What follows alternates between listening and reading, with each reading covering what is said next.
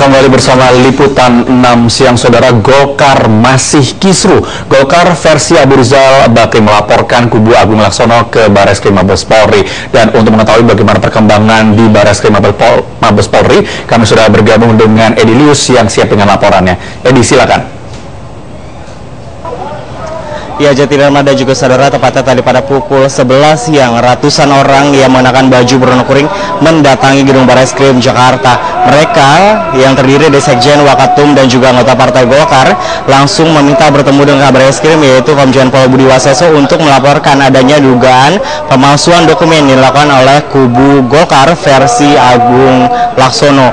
Mereka mengindikasi bahwa kubu Agung Laksono melakukan pemalsuan dokumen pada Munas Golkar yang digelar di Ancol pada 3 hingga 6 hingga 8 Desember 2014, di mana saat itu jumlah suara quorum ada 320, tapi yang datang dari anggota DPD 1 dan DPD 2 adalah 294, dan memang saat itu suaranya dinyatakan sah, di mana sudah 50% plus 1, dan akhirnya terpilihlah Agung Laksono sebagai Ketua Umum Partai Golkar versi Munas Ancol.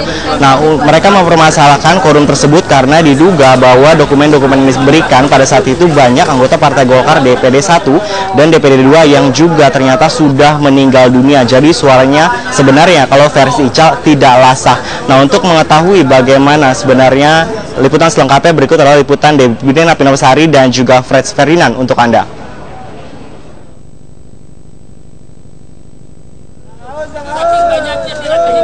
Ratusan orang berjas kuning mendampingi sejumlah petinggi DPP Partai Golkar versi Munas Bali tiba di Mabes Polri di Jalan Trunojoyo, Jakarta Selatan.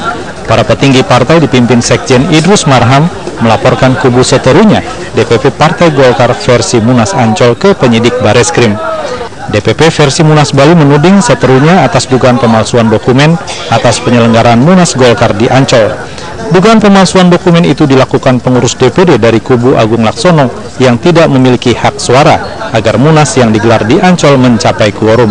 Agung Laksono, kemudian Saudara Jainuddin Amali, Saudara Ibnu Munzir, Saudara Jasri Marin, Saudara Yoris Rawiyai, Saudara Sabil Rahman, dan tentu beberapa nama yang terkait, karena namanya pemalsuan itu tidak dilakukan sendiri-sendiri, tapi itu tentu kolektif.